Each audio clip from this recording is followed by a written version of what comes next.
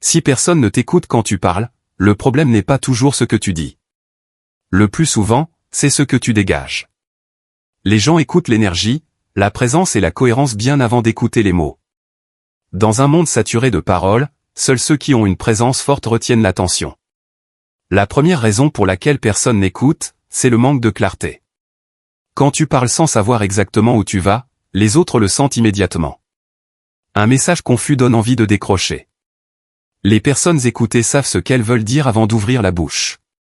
Elles vont droit au point, sans tourner autour. La deuxième raison, c'est le besoin de validation. Quand tu parles pour être aimé, approuvé ou accepté, ton discours perd de la force. Les gens respectent ceux qui parlent par conviction, pas par besoin. Plus tu cherches l'attention, plus elle te fuit. L'écoute se gagne par l'assurance, pas par l'insistance.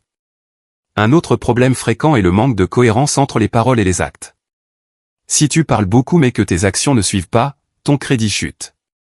Les gens écoutent ceux dont la vie confirme les paroles. Quand tes actes parlent plus fort que ta voix, tu n'as même plus besoin d'insister. Le langage corporel joue aussi un rôle énorme. Une posture fermée, une voix hésitante, un regard fuyant envoient un message de doute. Même avec de bonnes idées, un corps qui manque de confiance sabote tout.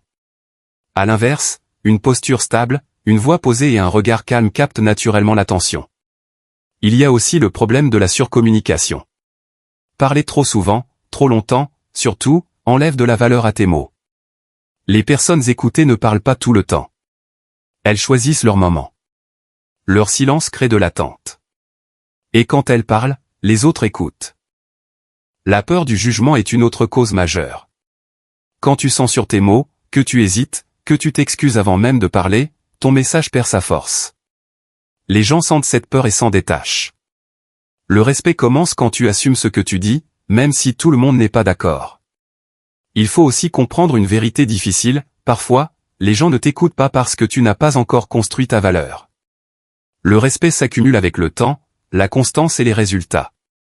Tant que tu ne travailles pas sur toi, ton corps, ton mental et ta discipline, ta voix reste faible dans un monde bruyant.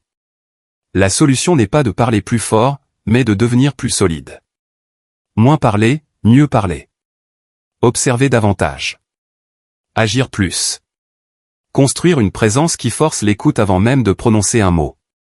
En résumé, si personne ne t'écoute quand tu parles, ce n'est pas une fatalité. C'est un signal. Un appel à renforcer ton mental, ta posture, ta clarté et ta cohérence. Le jour où tu parleras avec calme, certitude et alignement, les gens n'auront plus le choix, ils écouteront. Si tu veux développer une présence forte, une voix respectée et un mental solide, abonne-toi à Mental d'Acier. Ici, on construit l'homme avant les mots.